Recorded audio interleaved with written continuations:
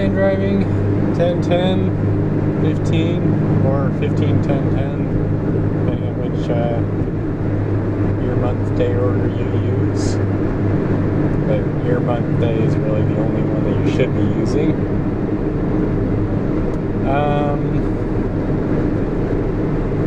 Saturday afternoon, talking about editing in Little Women from 1994. The editing is okay. It seems kind of slow in the earlier part of the movie.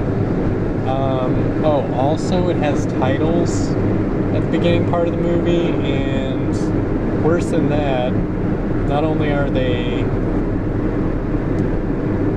What is going on over there?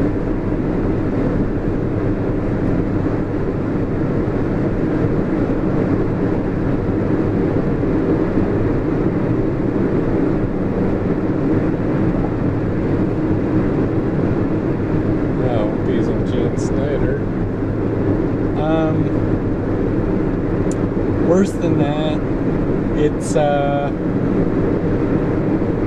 they're stills. They're just still images at the start of the movie. While they've got an overture going. This is a movie. You have moving things. You don't park it on some postcards. I mean, it's like...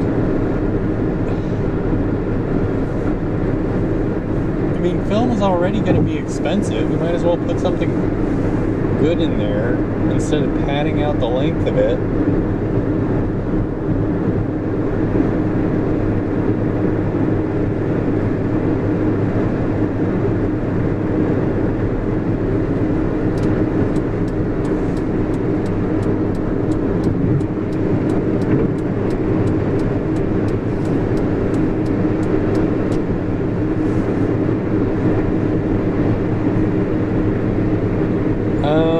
It's a 2-hour-long movie, I think. It's at least an hour and 40 minutes.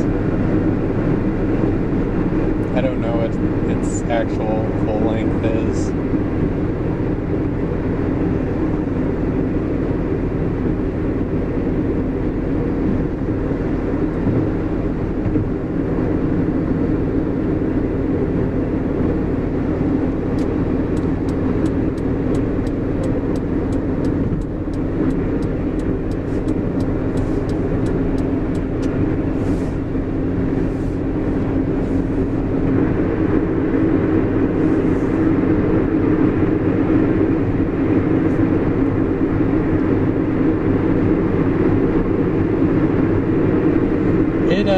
Doesn't really feel that long. Most of the movie, like probably 60 or 70% of it, takes place before the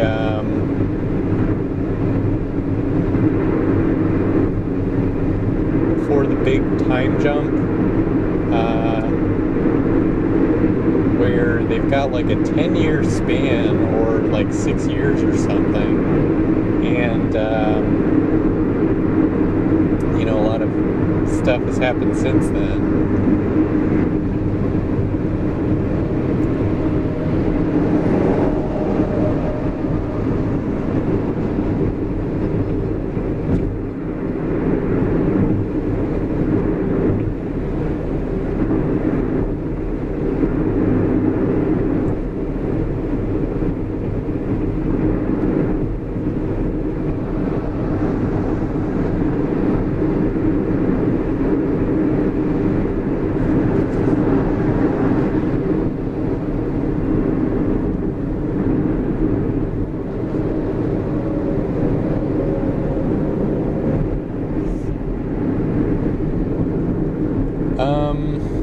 That earlier part, I mean, it really develops all that you need to know about the characters before moving on to the section of what it is that they're going to be changing in their lives during that time jump.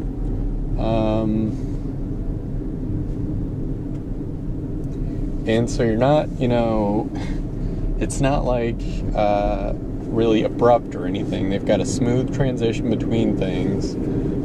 Everything still makes sense. They explain everything. They use voiceovers, which I'm kind of in agreement with my mom on this, that there's a better way of communicating information than through a voiceover, or there's a better way to tell a story than using voiceovers as a character, as a vehicle. I mean, it's because it always bugs me. It's kind of like with camera placement. It's like, where is the camera supposed to be?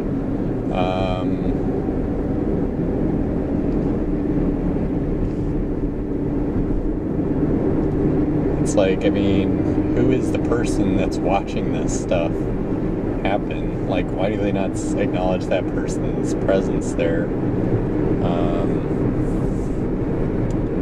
It's like, okay, so who is Joe relaying this story to?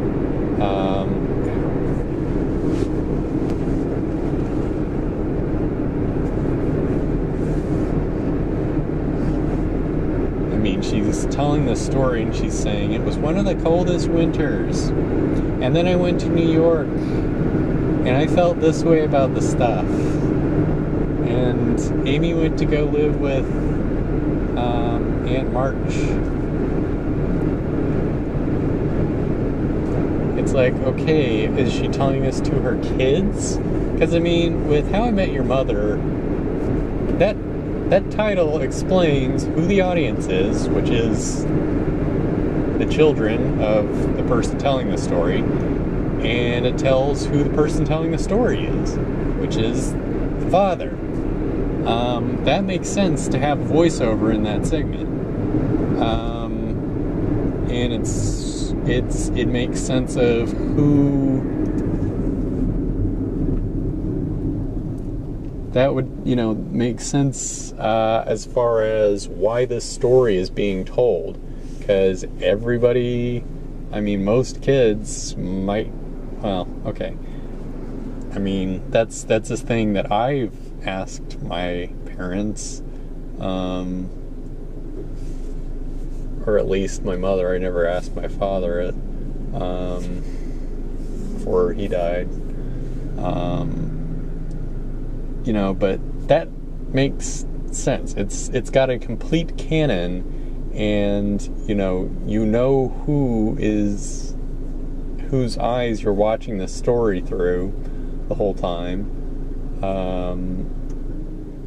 Sometimes it also bothers me of when it goes away from the person who's supposed to be telling the story, and it looks at things from another person's perspective. It's like, okay, this person must have at a later point told what they did to another person who maybe eventually relayed it back to the main character.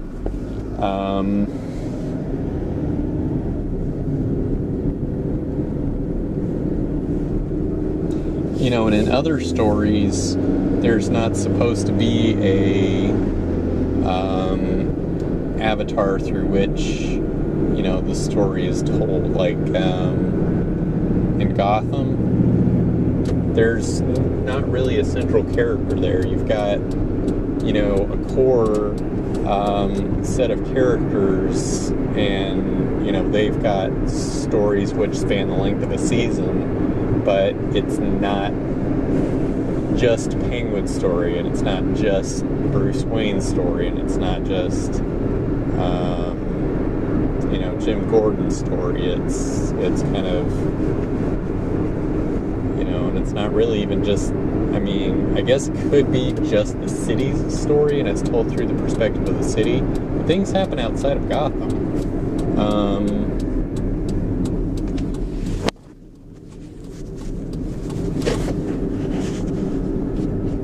There's stuff that happens outside of that surrounding that, we've got stuff coming in and stuff going out of Gotham. But, as far as Little Women goes, the whole thing of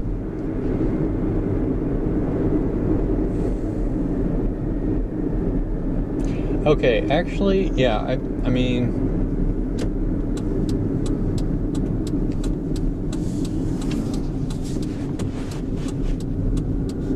you eventually find out who she's telling the story to, and it's that she's gotten her book published, and it's at the very end of the movie, and it's after she's gone through, her first, probably her first half of the life, and then she gets to a milestone of meeting Professor Bear,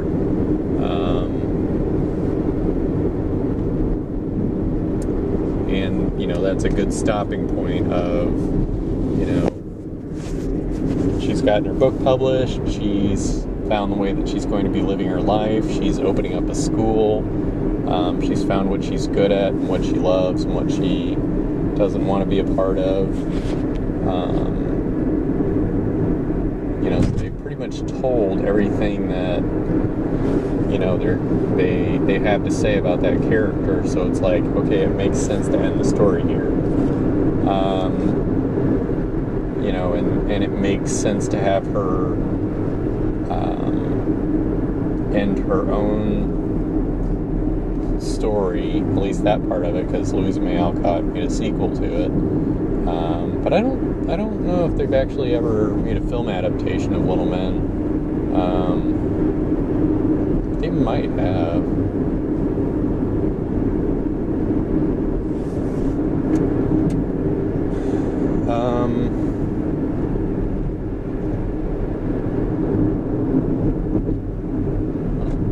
Oh yeah, so, it kind of dovetails nicely in with the end of a story that she would just so happen to arrive at her stopping point at the same time that, and the story is ending at its point, at the same point where she's publishing her book. Which, if you were reading the book and it just ended prior to her reading Professor Bear, meeting Professor Bear, and having him propose to her, you'd want some kind of an epilogue. That it wouldn't really make sense to have a book published and have it end before she agrees to marry Professor Bear.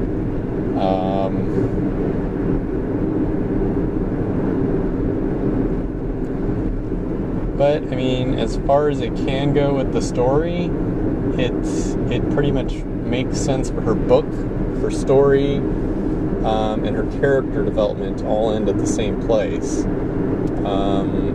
So actually, yeah, the voiceover is talking about a specific person, or it's being read to the audience as a biography.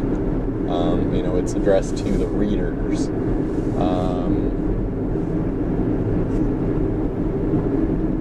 And it's what you're hearing in the voiceover is actually the book.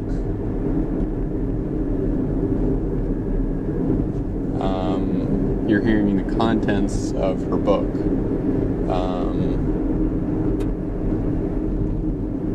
Being read to you, and you don't find out that that's who the narrator is until later. So it's kind of a self-referential thing. So I guess it does work, and it makes sense, but it takes a while to pay off. I wouldn't hold that against it, though. I guess they're building electrical stuff over there. Disappointing. It'd be nice if they buried all these cables from hanging on the telephone poles right now. I don't know if they even count as telephone poles if they don't have telephone wires strung from them.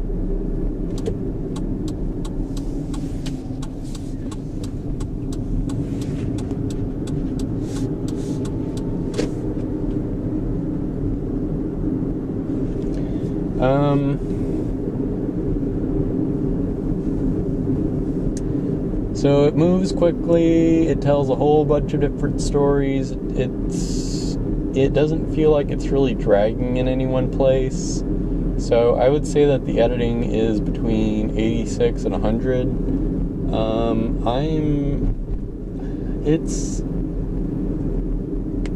I don't think there's really any scenes that needed to be left out. Like, okay.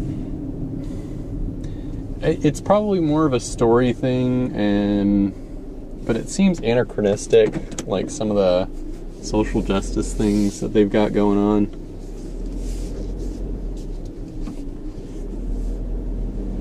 Because it's like, okay, yeah, that's something that would be relevant in the 90s, it's, but it kind of feels like, well, this is what somebody would be saying if they were from the 90s and they time traveled back to that period, but they couldn't acknowledge that they're from the 90s, so they had to actually just pretend that they're from that period and only say things that would make sense in that context. And the characters, some of the characters are really pushy when it comes to, like feminism and like children working in sweatshops, but in China and about slavery, and it's like, this stuff is not necessarily what I'd think the characters might be saying from that time period. And I don't know if it's actually in the book either. Maybe it's something that they exaggerated for the movie. But it does feel a little out of place. I'm not saying that those things are wrong, I'm just saying I don't know if it makes sense for those characters to be saying it at that specific time period.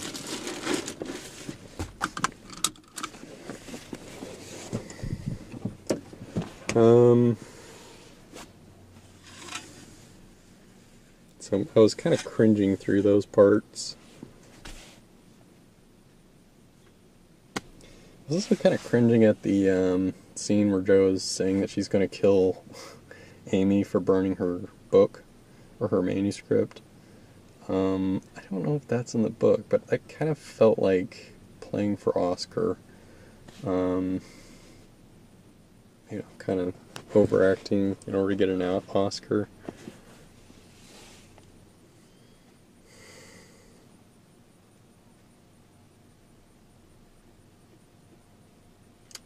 It just felt like it was a little much. And it felt really intense because, I don't think they've shown that part in exactly that fashion in the other versions of the movie. And it could be that in other versions of the movie they left it out because, it's supposed to be everything's fine and dandy, except for certain points that they've got to hit as being obviously dramatic.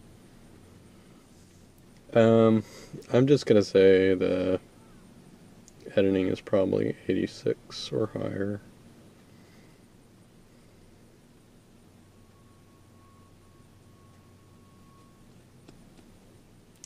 It's got good transitions, moves at a good pace. That's really all I can ask.